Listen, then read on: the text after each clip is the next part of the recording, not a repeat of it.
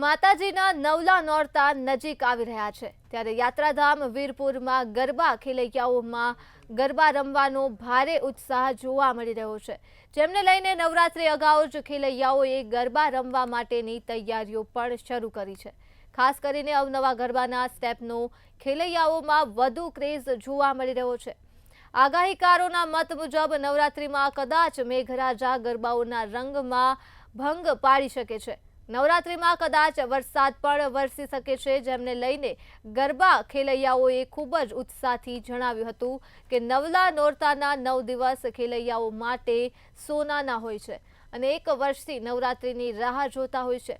ત્યારે વરસાદ આવે કે ન આવે પણ નવરાત્રીમાં અમે ગરબા છત્રી લઈને કે રેનકોટ પહેરીને રમીશું। નવરાત્રીમાં વરસાદ ન પડે અને નવલા નોરતામાં ધામધૂમથી ગરબા રમી શકે તેવી માતાજીને પ્રાર્થના કરવામાં આવી હતી।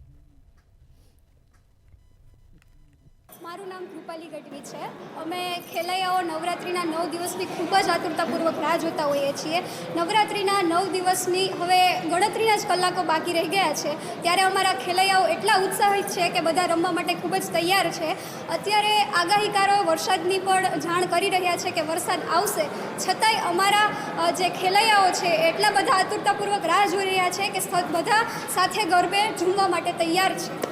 નવરાત્રિના નોરતાના 9 દિવસો જે અમારા માટે સોનાના દિવસો છે, એની અમે આતુરતાપૂર્વક રાહ જોતા હોઈએ છીએ।